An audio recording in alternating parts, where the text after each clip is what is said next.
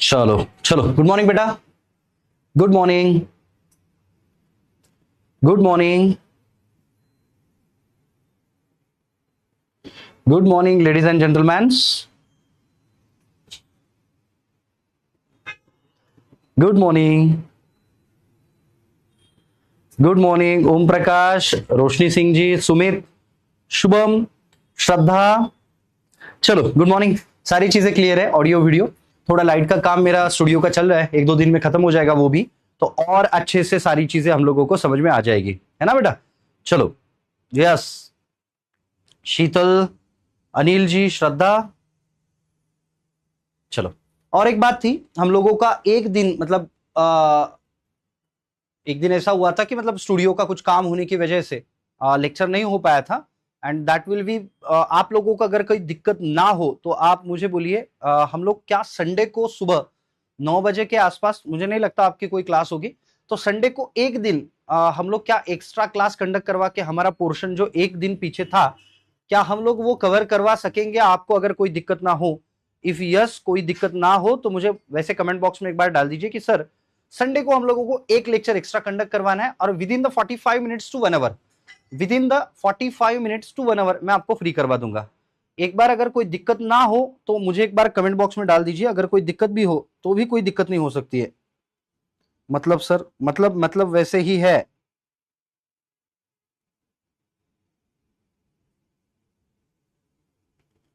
चलो बताओ बेटा जल्दी जल्दी से, चलो बताओ जल्दी जल्दी से। हम्म, हम्म।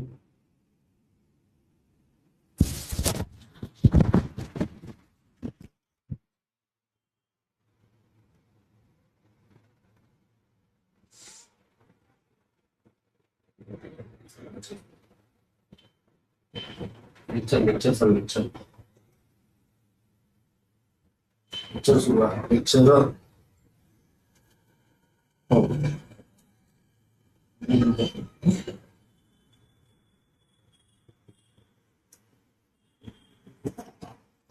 बेटा कमेंट बॉक्स में कमेंट डालिए, यस नो कुछ तो भी डालिए जल्दी से। यस नो चलेगा, कोई दिक्कत नहीं है। एक बार कमेंट डालिए, लिखिए वहां पे, लिख के बताइए, कुछ लिख के बताइए, लिख के बताइए कि सर कोई दिक्कत है नहीं है, क्या चीज है। एक बार लिख के बताइए कि सर हाँ कोई दिक्कत नहीं है, तो संडे को हम लोग थोड़ा सा एक्स्ट्रा करवा लेंगे तो हमारा पोर्शन आगे चले जाएगा, है ना। इफ यस तो कमेंट बॉक्स में जल्दी से यस डाल दीजिए, इफ यस तो यस डाल दीजिए जल्दी से बेटा। चलो yes, okay okay. So most of the student तो यही बोल रहे हैं कि कोई दिक्कत नहीं है सर, आप कवर करवा सकते हो, चलेगा। तो आगे बढ़ते हैं थोड़ा सा हम लोग, तो मैं उसके बारे में आपको अपडेट जो है वो बैच में भी देने के लिए बोल दूंगा, या फिर टेलीग्राम चैनल जो सिद्धेश्वर सर मेरे नाम से कोई टेलीग्राम चैनल अपना है, तो उस पर भी मैं आपको अपडेट उसकी दे दूंगा। चलो थोड़ा सा आगे बढ़ते हैं। तो आज का हमारा टॉपिक है that is the selection of breed. तो अभी तक हम लोगों ने क्या पढ़ा है पहले तो वो समझ लेते हैं। अभी तक हम लोगों ने क्या पढ़ा है ये चीज सबसे पहले हम लोग समझ लेते हैं। उसमें हम लोगों ने अभी तक बेसिक टर्म्स ऑफ कैटल, मतलब इससे पहले हम लोगों ने देखा था इकोनॉमिक इंपॉर्टेंस ऑफ कैटल या फिर डेयरी, है ना, एनिमल हस्बेंड्री का हम लोगों ने देखा था इकोनॉमिक इंपॉर्टेंस। अब सेकेंड थिंग हम लोगों ने देखी that is the classification of breeds हम लोगों ने देखा। उसके बाद हम लोगों ने थर्ड थिंग देखी थी that is the basic terms of cattle, ये हम लोगों ने देखा।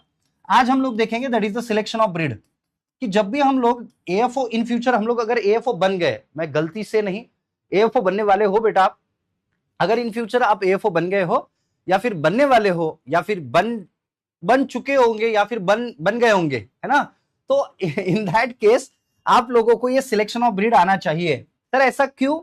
द रीजन बिहाइंड दैट, आप वहां पे चले गए, आपको यही पता नहीं है कि ये जो गाय या फिर ये जो काऊ है मैं जो परचेस कर रहा हूं, वो मैं जो लेके जा रहा हूं, तो उस काऊ को मैं परचेस तो कर रहा हूं लेकिन उसका एज ही मुझे पता नहीं है। अब हम लोगों को ये तो कल पहले तो पता चल गया था कि मान लीजिए age at first calving, exotic cow हो तो 24 to 30 months age at first calving. उसके बाद हम लोगों ने देखा था कि अगर क्रॉस ब्रीड हो तो 30 to 36 के आसपास एज एट फर्स्ट काल्विंग होगा उनका। उसके बाद हम लोगों ने देखा 36 टू 42 मंथ्स, है ना, ये किसका एज ऑफ फर्स्ट काल्विंग है, दैट इज द इंडिजिनस काऊ। उसके बाद हम लोगों ने देखा था कि नियर अबाउट 42 टू 60 मंथ्स के आसपास हम लोगों ने देखा था age at first calving. Age at first calving किसका देखा था, ये था बफेलो का। तो ये सारी चीजें हम लोगों ने देखी थी, एज एट फर्स्ट काल्विंग।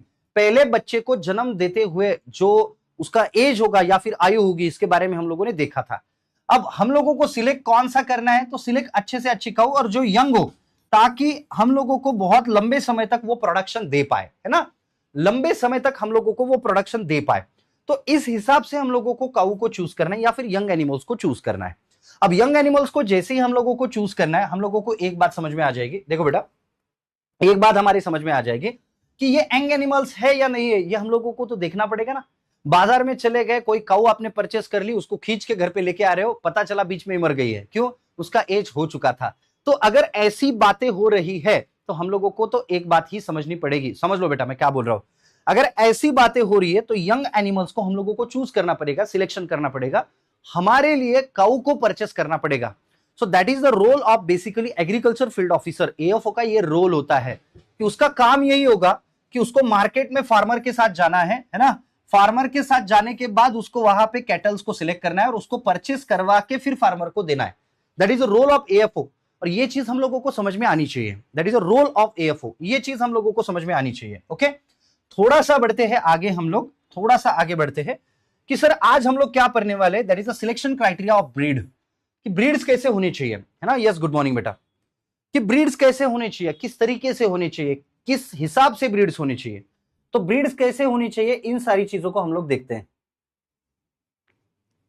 हाँ, कोई दिक्कत नहीं, 24 टू 30 एक्चुअली ना क्रॉस ब्रीड और एक्सोटिक ब्रीड ये नियर अबाउट हम लोग सेम ही कंसिडर करते हैं। ये नियर अबाउट हम लोग ना सेम ही कंसिडर करते हैं, उसमें कोई दुमत नहीं है, दिक्कत नहीं है, डोंट वरी अबाउट दैट।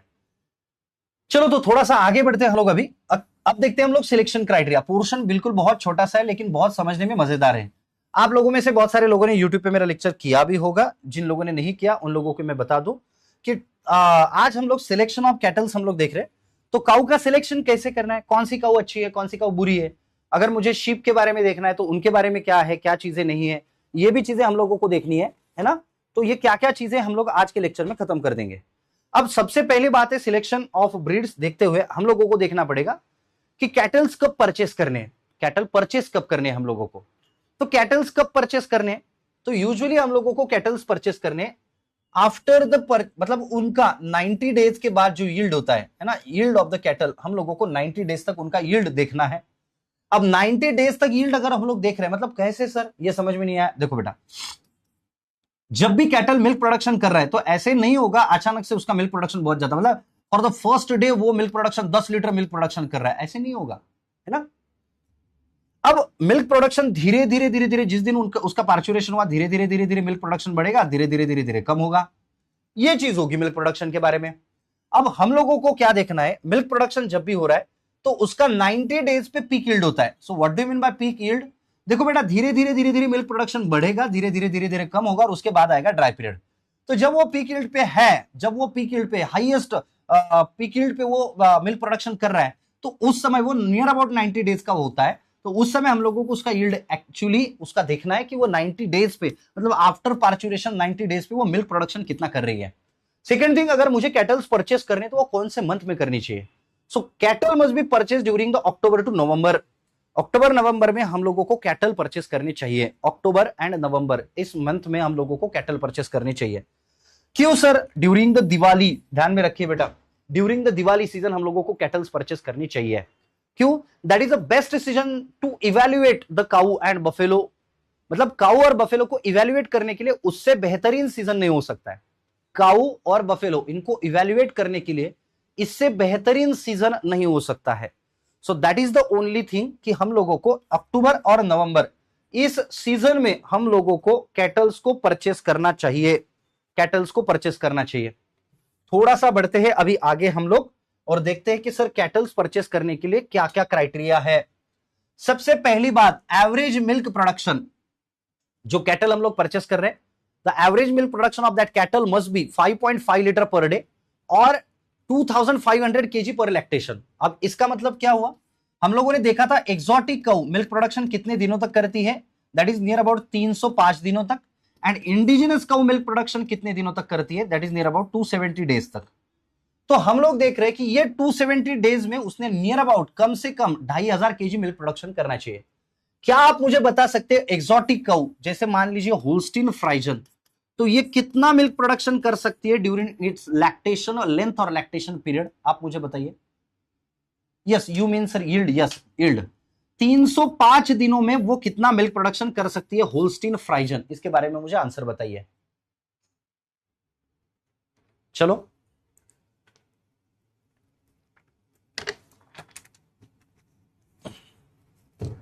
बोलो बेटा, कितना मिल्क प्रोडक्शन कर पाएगी होल्स्टीन फ्राइजन, कितना मिल्क प्रोडक्शन कर पाएगी वो, मैक्सिमम कितना यील्ड प्रोडक्शन कर पाएगी वो, बताओ जल्दी से। Approx, yes very good very good, 5000 KG, हाँ लीटर नहीं केजी, केजी 5000 लीटर के आसपास वो प्रोडक्शन करती है, 5000 टू 7000 है ना, 7000 नियर अबाउट 5000 टू 7000 के आसपास मिल्क प्रोडक्शन उसका हो रहा है ना। सो वो लैक्टेशन यील्ड हुआ, वो कंप्लीट लैक्टेशन यील्ड हुआ। लैक्टेशन यील्ड का मतलब क्या हुआ, 305 दिनों में वो कितना प्रोडक्शन कर सकता है, that is called as lactation yield. समझ रहे हो बात को, टप्पू के पापा समझ रहे हो बात को। चलो आगे बढ़ते हैं थोड़ा सा और बहुत कुछ अच्छा सुनते हैं आज। ओके 4000 5000 7000 के आसपास भी ये मिल्क प्रोडक्शन कर सकता है। यहां तक सारे लोगों को अगर क्लियर हो तो यहां पे क्लियर का मैसेज डाल दो बेटा। चलो यहां पे अगर क्लियर हो सारी चीजें क्लियर करके डाल दीजिए। चलो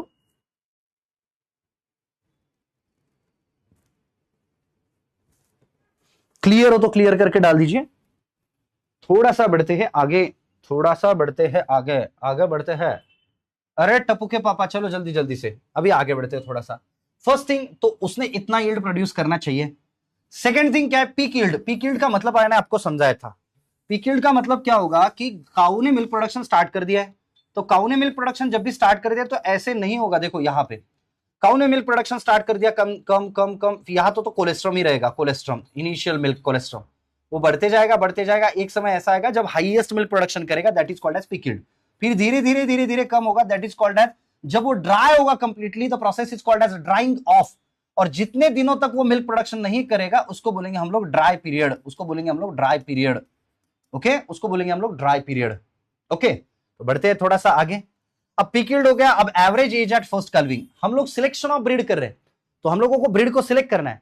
तो सिलेक्ट करना है तो उसमें हम लोग देख रहे हैं कि एवरेज एज एट फर्स्ट कल्विंग, जो बच्चे को जन्म दे रहा है ना सर। लैक्टेशन, लैक्टेशन का मतलब होता है कितने दिनों तक मिल्क प्रोडक्शन कर रहा है, that is called as lactation length, that is called as lactation length. बढ़ते हैं थोड़ा सा आगे कि sir age at first calving का मतलब क्या होगा। एज एट फर्स्ट कल्विंग इसका मतलब होगा पहले तो पहले बच्चे को जन्म देते हुए उसका एज क्या होगा, तो नियर अबाउट 36 मंथ्स।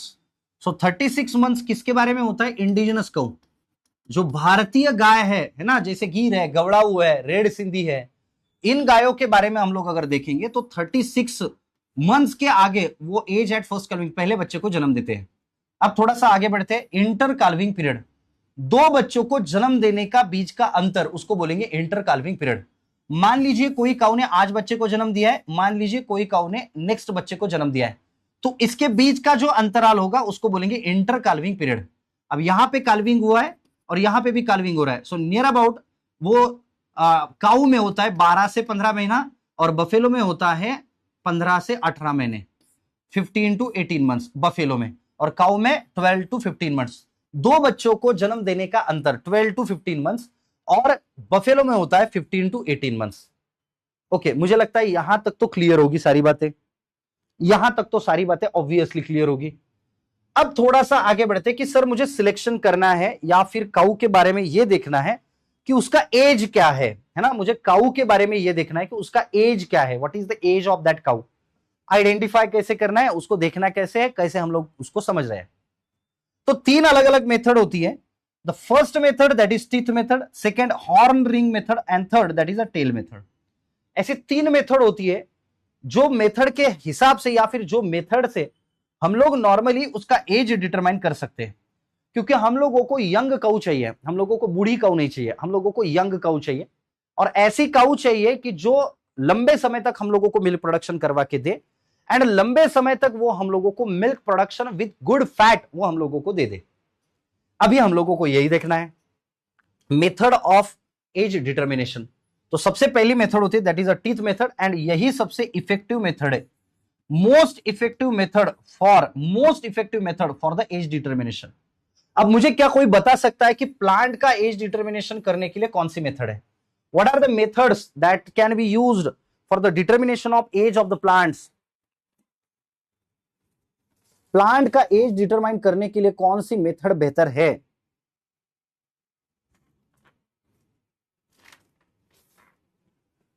कौन सी मेथड बेहतर है प्लांट्स का एज डिटरमाइन करने के लिए? कौन सी मेथड बेहतर है? नंबर एक मेथड होती है that is called as carbon dating method. क्या नाम है उसका? Carbon dating method. ये क्या है सर लफड़ा नया?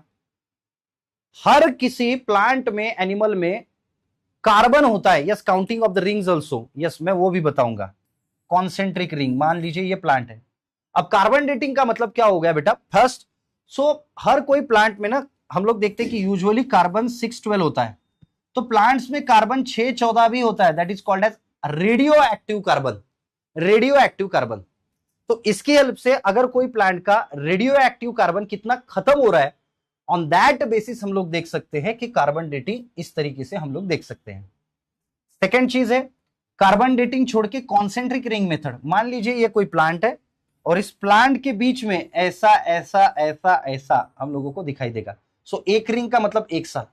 सो नियर अबाउट ये प्लांट्स को हम लोग वर्टिकल प्लांट है उसको कट करते हैं। कट करने के बाद वहां पे जो कोई भी चीज होती है उसको हम लोग बोलते हैं कॉन्सेंट्रिक रिंग। ये कितनी है इसके ऊपर भी उनका एज डिटरमाइन कर सकते हैं। ये प्लांट्स का हुआ। अब एनिमल्स का हम लोग देख रहे हैं on the basis of their teeth, कि उनके टीथ के हिसाब से हम लोग देख सकते हैं कि उनका क्लासिफिकेशन या फिर उनका आइडेंटिफिकेशन कैसे हो रहा है। नंबर एक that is the young ruminant animals.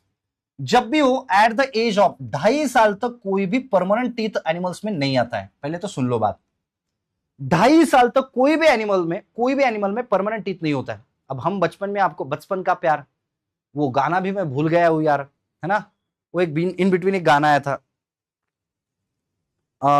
बचपन का प्यार मेरा भूल नहीं जाना रे, वो वाला गाना। बच्चे जब रहते हैं ना, हम लोग जब बच्चे थे तो आपको याद होगा हम लोग इधर उधर भागदौड़ करते थे, और भागदौड़ करने के बाद हम कहीं पे जाके गिरते थे, गिरने के बाद पूरे दांत टूटते थे, और टूटने के बाद फिर से नए दांत आते थे। अब दिक्कत तो यही है ना बेटा, फिर से नए दांत तो आ जाएंगे, लेकिन एक बात तो ये भी है कि अगर हम लोग अब भाग रहे और अब हम लोग कहीं पे भी गिर गए तो हमारे दांत अगर टूट गए तो नए दांत नहीं आएंगे। ये तो रियलिटी है ना? फिर अगर आपकी शादी नहीं हुई होगी तो आगे के 2 दांत गिर गए, फिर आप चाय लेके किसी के सामने जा रही हो, उसने बोला कि अच्छा हाय हाय, आपने स्माइल की, आपके आगे के 3-4 दांत टूटे हुए हैं, शादी नहीं करेगा वो आपसे। तो सिंपल सी बात है, हम लोग इधर उधर भागते थे, आपको याद होगा। तो जब दांत टूटते थे बचपन में तो फिर से आ जाते थे, अभी अगर दांत टूटेंगे तो नहीं आएंगे। इसीलिए ना, मुंह के बल गिरना, आपने सुना होगा मुहावरा, मुंह के बल गिरना, तो अभी नहीं गिरना है ना? अभी मुंह के बल नहीं गिर सकते हम लोग। अभी गिर गए ना तो उसका मतलब दांत चले गए बेटा। अब सिंपल सी बात क्या है, हाँ, फिर बाद में लोग बोलेंगे हाँ कि कहीं जा रही है तू, दांत गिर गए तेरे, है ना? तो लोग चिढ़ा भी देंगे आपको कि एक खेबड़ी क्या बोल रही है। हाँ, वो लड़का देखने के लिए आ रहा है, आपको आगे के दांत नहीं तो गया काम से। फिर तो वो यही बोलेगा कि एक खेबड़ी नहीं हो सकता है। हाँ, एक चीज हो सकती है कि अगर आप एएफओ हो या फिर आपका बैंक में सिलेक्शन हो गया है तो फिर कुछ भी हो सकता है मेरे भाई, कुछ भी हो सकता है। इस दुनिया में कुछ भी हो सकता है। अगर आप गवर्नमेंट जॉब पे लग रहे हो, क्योंकि मैंने लग के फिर जॉब की, 1.5-2 साल जॉब किया, फिर उसके बाद छोड़ दिया, तो अगर आपका सिलेक्शन हो रहा है, आफ्टर द सिलेक्शन कुछ भी हो सकता है। एक्सपीरियंस से बता रहा हूं। आगे बढ़ते थोड़ा सा। यंग रूमिनेंट एनिमल मतलब इनको 2.5 साल तक तो कभी भी परमानेंट टीथ नहीं आ रहे, तो इनको जो टीथ है that is called as temporary teeth, milk teeth, temporary teeth. 2.5 साल तक इनको 20 टेम्पररी टीथ होते हैं। अब धीरे धीरे थोड़े से टेम्पररी टीथ रिमूव होंगे, उसके जगह अपन परमानेंट टीथ डाल देंगे, मतलब परमानेंट टीथ आ जाएंगे। एडल्ट रूमिनेंट में टोटल परमानेंट टीथ आखिर तक जो आते हैं that is 32 permanent teeth. That is dowry ज्यादा होगी फिर सर, डाउरी ज्यादा होगी? डाउरी मत लो बेटा, डाउरी लेके क्या करोगे? इतनी अच्छी लड़की आपको मिल रही है, तो लड़की मिल रही है तो उसको संभालो, है ना? आजकल बहुत परिस्थिति कठिन है, लोगों को लड़कियां नहीं मिल रही है ना, लोगों को लड़कियां नहीं मिल रही है शादी के लिए, बहुत बहुत ही दिक्कत है अभी तो फिलहाल। हाँ, तो जैसे भी मिल रहे, कल मैंने एक बंदे को पूछा था, एक मतलब जो पुराना स्टूडेंट है उसका मुझे कॉल है कि सर मेरे पास जॉब है, सब है, लड़की ही नहीं मिल रही है अच्छी। तो उसको बोला तेरा क्राइटेरिया क्या है? वो बोल रहा है कि सिर्फ लड़की होनी चाहिए, बाकी कुछ भी चलेगा, सिर्फ वो लड़की होनी चाहिए शादी के लिए। तो ये परिस्थिति अभी चल रही है ना। चलो आगे बढ़ते हैं थोड़ा सा। तो स्मॉल रूमिनेंट एनिमल्स, सो रूमिनेंट एनिमल्स मतलब वही हम लोगों ने जो देखा था कि रूमिनेशन कर पाए, रवंत कर पाए, उसको बोलेंगे रूमिनेंट एनिमल्स, रूमिनेशंस। अब सिंपल सी बात तो यही है बेटा, सिंपल सी बात तो हम लोगों ने देखी थी कि 32 परमानेंट टीथ होते हैं यंग एनिमल्स में या फिर अडल्ट एनिमल्स में। अब कैसे होंगे, कहां से आएंगे, कैसे आएंगे, ये बात हम लोग समझ लेते हैं। सर आपकी शादी हो गई है क्या? आपको क्या लगता है कमेंट बॉक्स में बोल दीजिए, क्या मेरी शादी हो चुकी है? ये दुनिया का बहुत बड़ा सवाल है और एक दो बार ये केबीसी में भी पूछा गया था, है ना, कौन बनेगा करोड़पति। लेकिन सवाल था 7 करोड़ के लिए, 7 CR के लिए उन्होंने सवाल पूछा था। आखिरी फाइनल सवाल था कि क्या सिद्धेश्वर सर की शादी हो चुकी है। तब से उन्होंने केबीसी बंद कर दिया है। चलो आगे बढ़ते हैं। अब नॉर्मल अगर हम लोग देखेंगे ना बेटा, तो how to determine the age. अब एक सिंपल सी बात तो ये है, पहले तो ये समझ लो कि हम लोगों को अलग अलग तरीके से हम लोगों को ये समझना है पहले तो कि उनके मुंह में दांत, तो 2.5 साल तक तो उनको कोई भी परमानेंट टीथ नहीं आता है, और 2.5 साल तक उनके मुंह में 20 टेम्पररी टीथ होते हैं। कैसे होते हैं? टेम्पररी टीथ या मिल्क टीथ, टेम्पररी टीथ। अब 2.5 साल का जब हो गए बच्चा, मतलब वो जो काऊ का बच्चा 2.5 साल का जब हो गया, तो 2.5 साल का होने के बाद उसको 2 परमानेंट टीथ पहले आते हैं। अब काऊ के बारे में देखो बेटा, है ना, काऊ के बारे में देखो, 2.5 साल का जब भी बच्चा है तो उसको उससे पहले तो 20 टेम्पररी टीथ होते थे, 2.5 साल का होने के बाद दो परमानेंट टीथ। अब वो 3 साल का होगा तो 4 परमानेंट टीथ। अब वो 3.5 साल का हो रहा है ना, 3.5 साल का हो रहा है तो 6 परमानेंट टीथ। 4 साल का बच्चा हो रहा है 8 परमानेंट टीथ। और इससे आगे अगर टीथ हो, 8 से ज्यादा टीथ हो, तो उसको बोलेंगे अडल्ट एनिमल। अडल्ट एनिमल है ना, उसको बोलेंगे अडल्ट एनिमल। अगर 8 से ज्यादा उसको टीथ होंगे तो अडल्ट एनिमल। सर ये देखिए आप, हर 6 महीने में उसको 2 परमानेंट टीथ आ रहे हैं, हर 6 महीने में उसको 2 परमानेंट टीथ आ रहे हैं। सर आपके बच्चे कॉलेज जा चुके होंगे। हाँ, मैं बहुत बूढ़ा हूं ना बेटा, मेरे बात डायनासोर भी मेरे बात के। वो बोल रहा है आपके बच्चे कॉलेज में जा रहे होंगे। अरे बेटा मेरी 1994 मतलब 1993 है मेरी डेट ऑफ बर्थ। अभी मैं बूढ़ा नहीं हुआ हूं मेरे भाई। हाँ, अभी मेरी एज जो है वो नियर अबाउट 30-31 के आसपास कुछ तो भी होंगी, 30-31 के आसपास होगी। आप तो मतलब मेरे बच्चे तो कॉलेज में भेज रहे हैं आप अभी से, है ना। छोटा बेबी है मेरा 4 साल का। तो चलो आगे इधर आते हैं, चलो इधर आते हैं अपन। हाँ किरण जी, मैं वही तो बोल रहा हूं ना कि मेरे डायनासोर भी मेरे बाद आए, मैं डायनासोर के पहले का था। चलो चलते आगे, गजबे है। चलो देखो आगे। हाँ, अब 20 टेम्पररी टीथ। यार मुझे एक बात बताओ, मैंने एक बात देखी कल ऐप में अपने, तो वहां पे आफ्टर लेक्चर कुछ ऐसे रेटिंग वगैरह भी होता है क्या? वो मैंने कल पहली बार देखा, ऐप में पहली बार मैंने देखा कि आफ्टर लेक्चर वहां पे कुछ रेटिंग वगैरह भी होती है, ऐसे कुछ होता है, मुझे तो पता ही नहीं। चलो आगे बढ़ते हैं। सो यहां पे हम लोग क्या देख रहे हैं, 2.5 साल का काऊ का बच्चा होने से पहले उसमें 20 टेम्पररी टीथ होते हैं, है ना। अब 2.5 साल का होने के बाद 2 परमानेंट टीथ, 3 साल का होने के बाद 4 परमानेंट टीथ, 3.5 साल का होने के बाद वो बच्चा 6 परमानेंट टीथ, और 4 साल का होने के बाद 8 परमानेंट टीथ। तो हम लोग क्या समझ रहे हो बेटा, हम लोग ये समझ रहे हैं कि हर 6 महीने में इनको परमानेंट टीथ 2-2 परमानेंट टीथ बढ़ जाते हैं, 2-2 परमानेंट टीथ बढ़ जाते हैं। ओके, और 8 टीथ से ज्यादा परमानेंट टीथ हो तो उसको बोलेंगे अडल्ट एनिमल्स। क्या बोलेंगे उसको? Adult animals. चलो, तो ये बात आपके तो पहले समझ में आ गई होगी, यही चीज मैंने यहां पे लिखा हुआ है। Okay, after lecture, during lecture हमेशा रहता है। ओके बेटा, चलो आगे बढ़ते। How to determine the age, तो हम लोगों ने देखा 2 साल से पहले का बच्चा होगा, टेम्पररी टीथ रहेंगे उसमें 20। सेकेंड 2 साल और 3 महीना मतलब 2.5 साल 2 परमानेंट टीथ, 3 साल 4, 3.5 साल 6 परमानेंट टीथ, 4 साल 8 परमानेंट टीथ, और उससे ज्यादा हो गए तो ओल्ड एनिमल्स हम लोग उसको बोलते हैं। So what is the average age? Average age कौन सा? Productive age. कि प्रोडक्टिव एज का मतलब क्या होगा कि कोई भी काऊ कितने साल तक मिल्क प्रोडक्शन अच्छे से कर सकती है? Near about 5 to 7 years.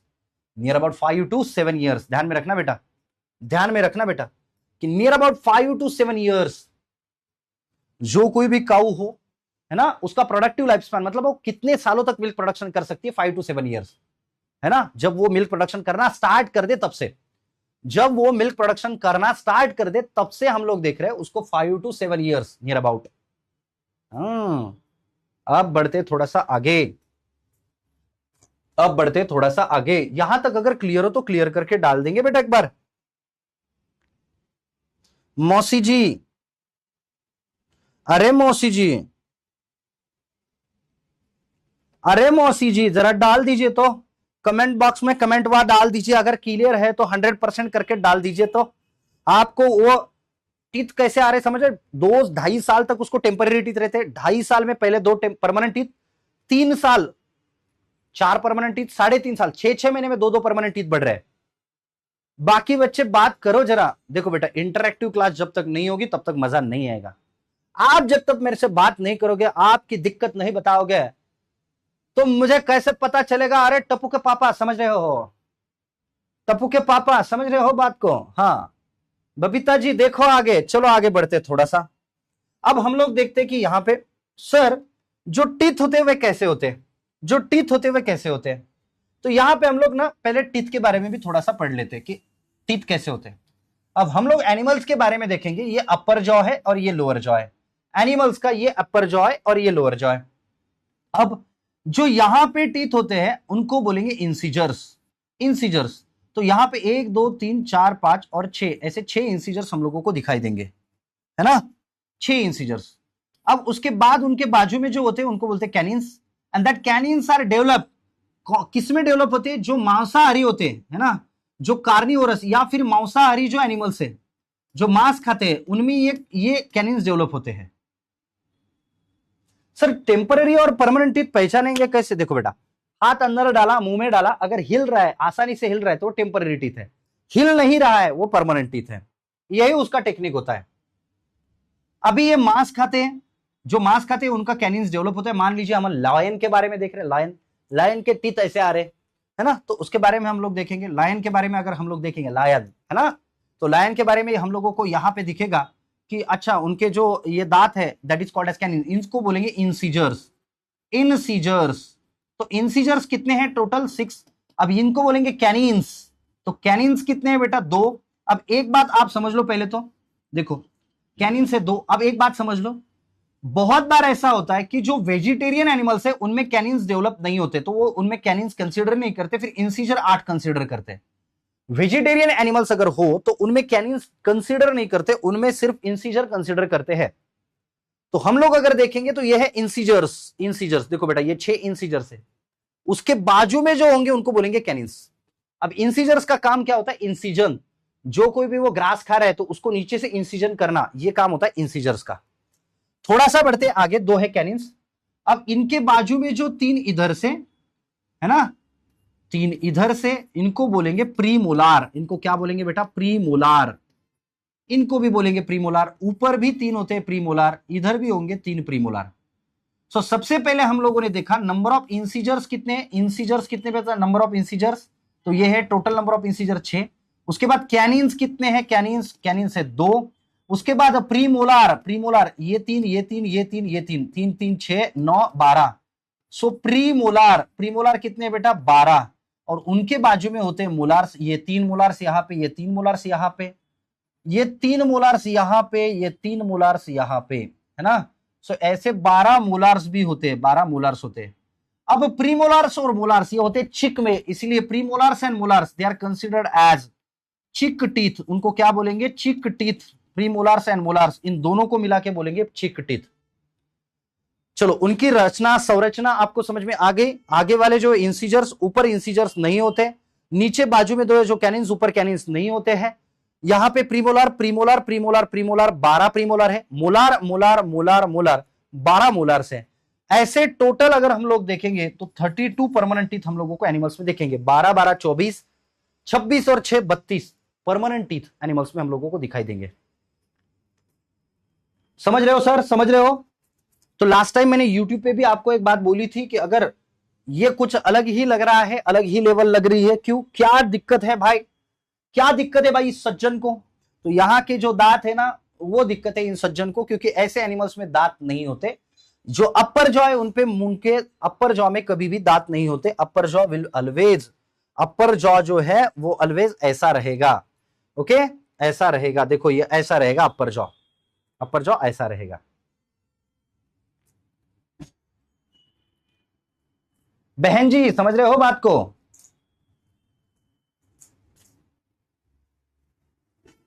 Sir कहां गया वो? ये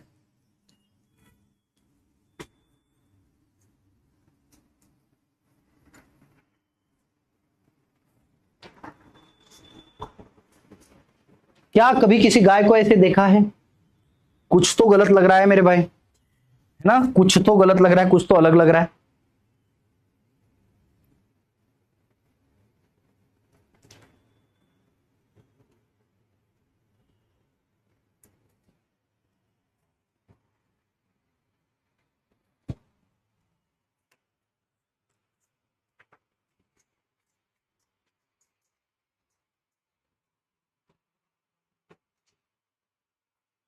चलो आगे बढ़ते, थोड़ा सा आगे बढ़ते हैं। लिपस्टिक, लिपस्टिक भी लगाई है उसने, हाँ।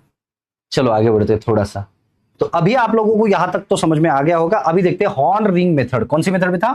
Horn ring method, horn ring method. अगर हॉर्न रिंग मेथड के बारे में देखेंगे तो यहां पे हम लोगों को दिखेंगे हॉर्न्स, हॉर्न्स दिखेंगे यहां पे। तो हॉर्न्स जो है ना, एक रिंग का मतलब 1 साल, एक रिंग का मतलब 1 साल, है ना? आदमी लग रहा है, हाँ सर। इंसीजर्स 8 और प्रीमोलर 12 और molar 12। Yes yes yes Kiran ji, right, वो भी सही है, वो भी सही है, वो भी सही है, वो गलत नहीं है, वो भी सही है। चलो आगे बढ़ते थोड़ा सा। तो हॉर्न रिंग मेथड में दिक्कत क्या है ना बेटा, अब ये ज्यादा इफेक्टिव मेथड है नहीं। मोस्ट इफेक्टिव मेथड कौन सी है? हॉर्न रिंग वाली, सॉरी डिटर्मिनेशन ऑफ एज वाली। मोस्ट इफेक्टिव मेथड कौन सी है? तो most effective method is basically, most effective method कौन सी है? That is a teeth method, that is a teeth method, है ना? तो चलो थोड़ा सा आगे बढ़ते हैं फिर। Determination of age with help of the horn ring. अब इसमें एक रिंग का मतलब होता है 1 साल, बट दिक्कत ये है, मतलब 11 महीने 12 महीने ऐसे हम लोग दे सकते हैं। सो ये शिप और गोट में इनके हिसाब से हम लोग ना हॉर्न रिंग मेथड कंसिडर कर सकते हैं। बट दिक्कत यही है, दिक्कत तो यही है मेरे भाई, कि दिक्कत ये है कि दिक्कत ही दिक्कत है कि 1 साल के बाद 1 रिंग, 2 साल के बाद 2 रिंग, 3 साल के बाद 3 रिंग, बट ये उतना इफेक्टिव नहीं है। कभी कभी बीच में ही रिंग आ जाता है तो नहीं पता चलता है ना? सर कैनिन फिर कहा गया? देखो बेटा, कैनिन, कैनिन किस में डेवलप होते हैं मेरे भाई? कैनिन किस में? इंसीजर 6, कैनिन्स 2। तो कैनिन सिर्फ मांसाहारी एनिमल्स में होते हैं, कैनिन सिर्फ मांसाहारी एनिमल्स में होते हैं, मतलब वो डेवलप होते हैं। अभी आपको पूछ नहीं है, पहले तो थी ना, अभी पूछे क्या अपने को? नहीं, अपने पूर्वजों को पूछ थी, उसका काम नहीं है तो निकाल दी। वैसे कैनिन्स जो है वो हर किसी में होते हैं, लेकिन जो मांसाहारी एनिमल्स है उनमें कैनिन्स ज्यादा होते हैं, मतलब डेवलप्ड होते, थोड़े से बाहर आए हुए होते।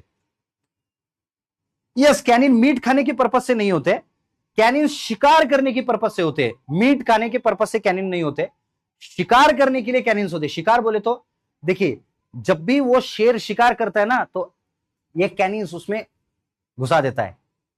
कैनिन्स घुसा, मेरी तरफ मत देखो, हाँ भले ही मैं शेर की तरह दिखता हूं, वो बात अलग है, बट ऐसे लोमड़ी को उसने पकड़ा या फिर उसने कोई भी चीज को ऐसे पकड़ा, कैनिन्स घुसा देता है और कैनिन्स घुसाने के बाद उसको मारता है। तो canines that is useful for the shikar purpose. समझ रहे हो बेटा? समझ रहे हो?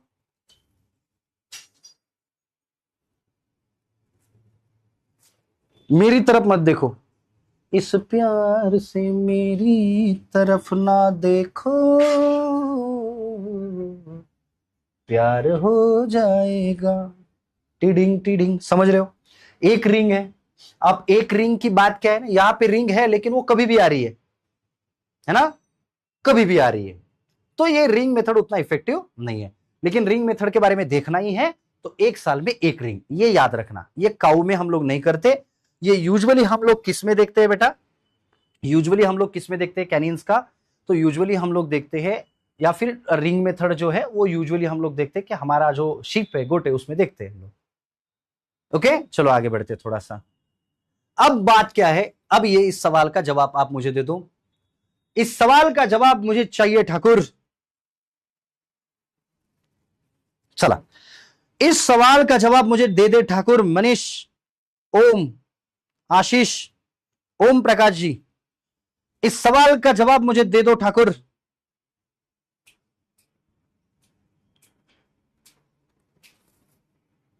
इस सवाल का जवाब मुझे दे दो ठाकुर, चलो जल्दी जल्दी से दे दो।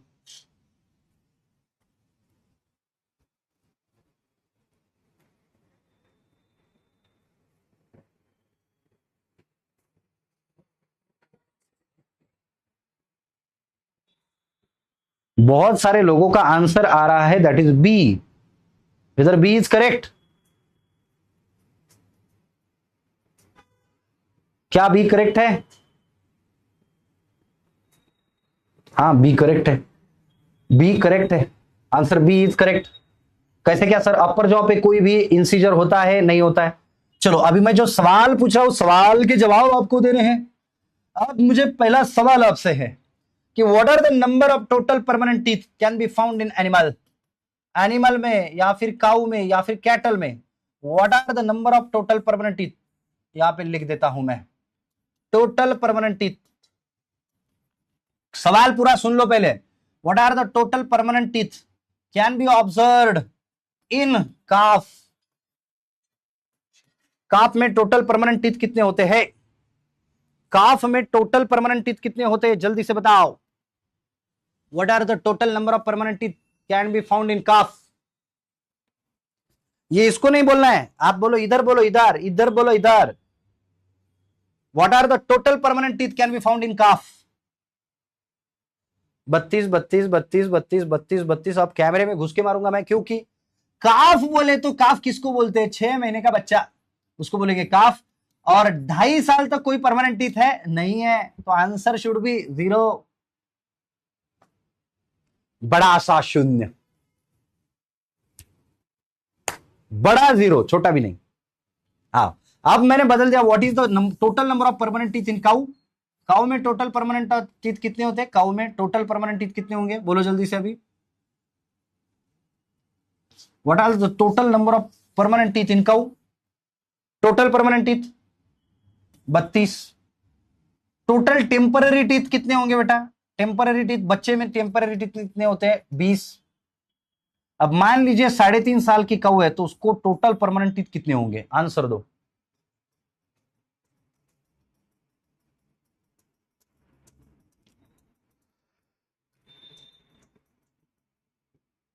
काफ कितने महीने तक बोला था? 6 महीने तक बोला था काफ, 6 महीने तक।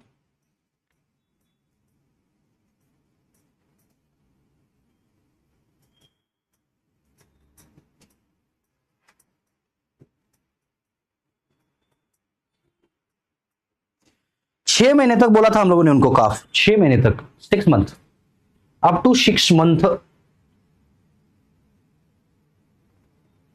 ओके, तो यहां तक बातें समझ में आ गई आपको? यहां तक बातें समझ में आ गई आपको बेटा?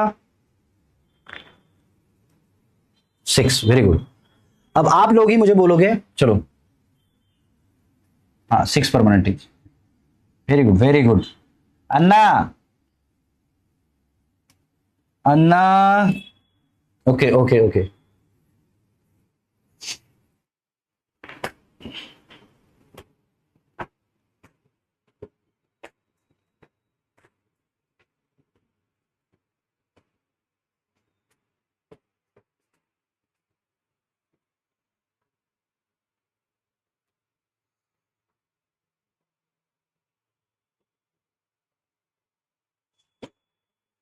चलेगा। तो अभी क्या होगा, नोट्स वगैरह सारी मिक्स हो जाएगी, नहीं तो हम लोग इसको भी थोड़ा सा आगे लेके जाते थे कि या फिर काऊ का आज स्टार्ट करते थे। अभी आपको होमवर्क क्या है बेटा? आज का होमवर्क आप लोगों को क्या है, ये ध्यान में रखो। आपको बेसिक टर्म्स एक बार फिर से पढ़नी है घर पे जाके, बेसिक टर्म्स ऑफ कैटल आपको फिर से पढ़नी है। एंड आप लोगों को जो डेंटल फॉर्मूला है, डेंटल फॉर्मूला जिसको बोलते हैं डेंटल फॉर्मूला, ये आपको याद करना है, जो मैंने अभी आज आपको बोला था, डेंटल फॉर्मूला। 6 इंसीजर्स, 2 कैनिन्स, है ना, अपर जॉ पे 6 इंसीजर्स, नहीं sorry sorry sorry sorry sorry, गलत हो गया 0 इंसीजर 0 कैनिन, 6 इंसीजर 2 कैनिन, 0 0, उसके बाद 12 12 12 12,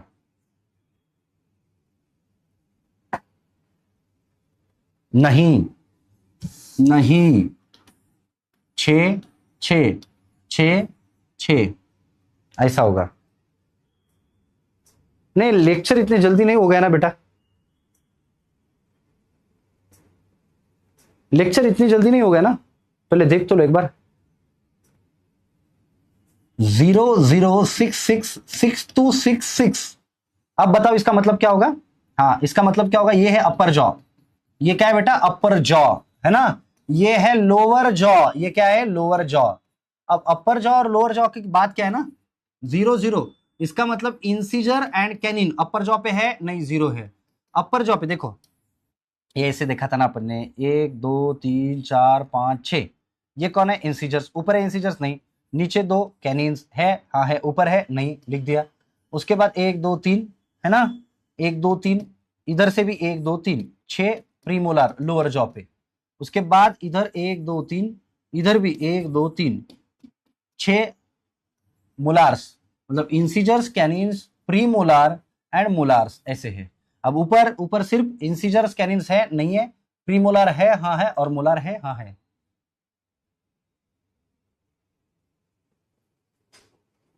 एक बार क्लियर है तो क्लियर बोल दीजिए बेटा।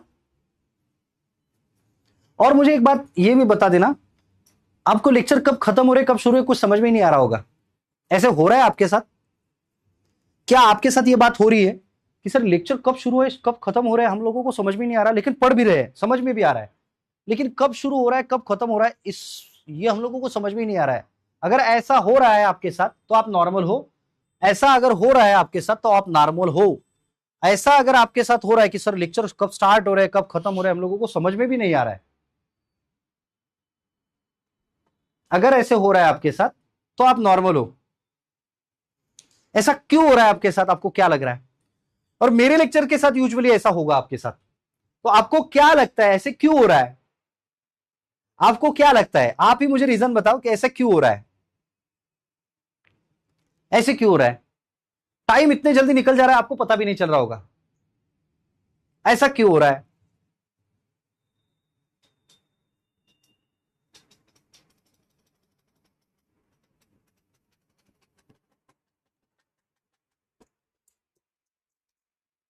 ऐसा इसलिए हो रहा है ताकि आप समझ रहे हो बात को, आपको इंटरेस्ट आ रहा है, आपको समझ रहा है, आपको इंटरेस्ट आ रहा है। थोड़ा और इंक्रीज कीजिए। हाँ वो तो होगा ना, आप हंसते हंसते पढ़ाते हो सर, मजा आता है पढ़ने में, स्टडी विथ फन, इसलिए आपको पता नहीं चल रहा है। सर आपकी क्लास में टाइम कब जाता है पता ही नहीं चल रहा है सर।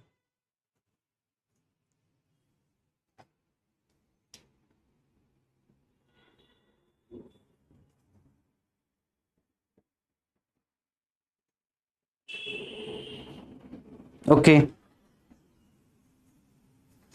सेमेस्टर एग्जाम होने वाला है सर 20 से, तब बैच पढ़ना ठीक रहेगा क्या? हाँ थोड़ा थोड़ा पढ़ो। आशीष डाल रहा है सर सारे सब्जेक्ट पढ़ा सकते हैं। हाँ आशीष, बारामती कॉलेज, ओके ठीक है। तो नेक्स्ट लेक्चर में हम लोगों को पूरा 1.5 घंटा लगने वाला है। नेक्स्ट लेक्चर में 1 to 1.30 आवर्स हम लोगों को लगेंगे, है ना।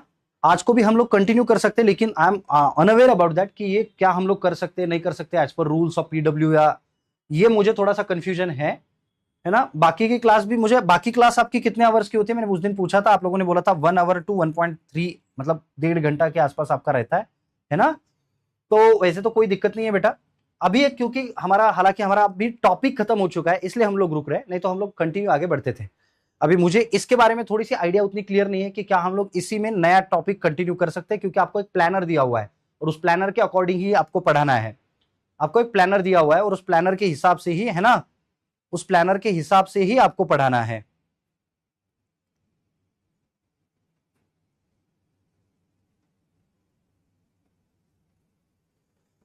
ओके, 1.5 घंटे के आसपास होती है। तो ठीक है, अगले अगले टॉपिक से हम लोग 1.5 घंटे से स्टार्ट कर देंगे, कोई दिक्कत नहीं है ना। अगले लेक्चर से हम लोग ना 1.5 घंटे के हिसाब से हम लोग स्टार्ट कर देंगे, 1.5 घंटे के हिसाब से हम लोग स्टार्ट कर देंगे। Syllabus within the time आपका खत्म होगा, don't worry about that. Planner में जितना टाइम मैंने दिया है उतने ही टाइम में आपको ये सारी चीजें खत्म करवा के मैं दूंगा। अच्छा 1.45 आवर्स, लेकिन 1.45 आवर्स में फिर आपके ध्यान में कितना रहता है, आप छोड़ते कितना, ये भी तो है, ये भी तो है बेटा। तो मैं नियर अबाउट 1.15 या फिर 1.30 के हिसाब से मैं आपको पढ़ाऊंगा डेली बेसिस पे, 1.15 या फिर 1.30 के हिसाब से मैं पढ़ाऊंगा आपको। ये बाबूराव का स्टाइल है, चलेगा। इफ यू डोंट माइंड तो मुझे एक बार फाइनली क्लियर करके बोल दीजिए, मैं एक एक्स्ट्रा लेक्चर भी आपकी ले लूंगा, उसमें भी कोई दिक्कत नहीं, मैं एक एक्स्ट्रा लेक्चर आपकी ले लूंगा। तो अगर आप सारे लोगों को ये सारी बातें क्लियर हो तो एक बार क्लियर करके बोल दीजिए, ओके। चलो बेटा, एक बार सारी चीजें क्लियर हो तो कमेंट बॉक्स में मुझे क्लियर करके बोल दीजिए।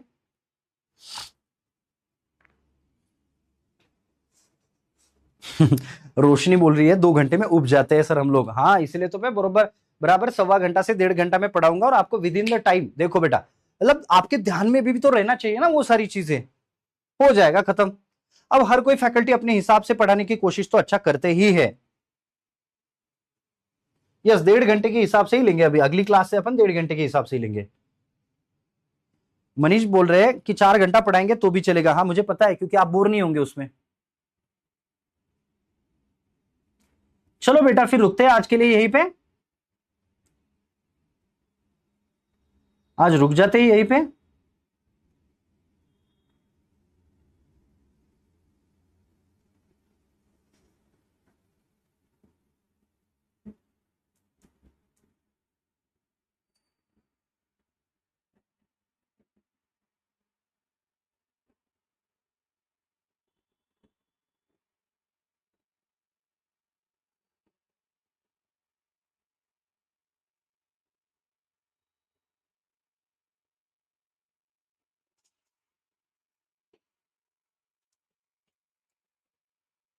चलो बेटा, ओके बेटा।